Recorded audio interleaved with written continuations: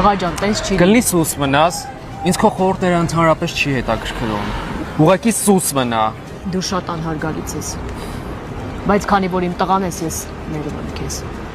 Դու մտածում ես ինձ քո ներելը հետաքրքիր, հա։ Կներեք էլի որ խանգարում եմ։ Անունդ ի՞նչ է։ Դանիել, դու ով ես։ Ուրեմն լսի քեզ ինչ եմ ասում, Դանիել։ Ուշադիր լսի ու կփոխանցես բոլոր այն ընկերներիդ, ովքեր ծնող հարգել չգիտեն։ Դու պատկերացրես, որ մի օր հնարավոր է մամադ քեզ չզանգի։ Իմ համար մեկ է։ Քո համար մեկը, հա։ Դե հիմա ուշադիր ինձ լսի, այ փոքր մարդ։ Մորը ոչ ոք չի փոխարինի։ Մայրը քանի քո կողքին է, կարևոր չի դու 12 տարեկան ես, 15 տարեկան ես, թե քանի տարեկան ես։ 27։ Թե 27 տարեկան ես։ Ինքը քանի կա, դու քեզ լավ ես զգում, ապահով ես զգում։ Ու իր ջերմությունը ոչ ոք չի կարող փոխարինի։ Ոչ քո ընկերուհին, ոչ էլ վաղը միսօր քո կինը։ Իրես ինչքան կուզեի, որ մայրս կողքից լիներ։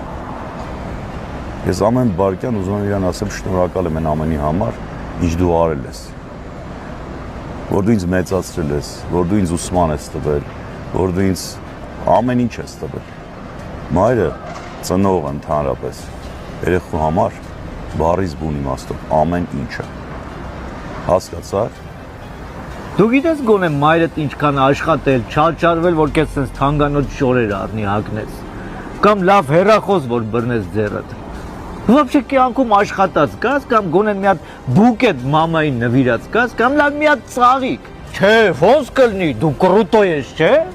Կամ անգերներդ ինչ կասեն։ Սպասեմ։ Ուրա գնում ես աշխարհը։ Ինչի մարդիկ չեն գնահատում ամենաթանկ բանը իրանց կյանքում։ Հենց հիմա գրկի մորդ ու ներողություն խնդրի։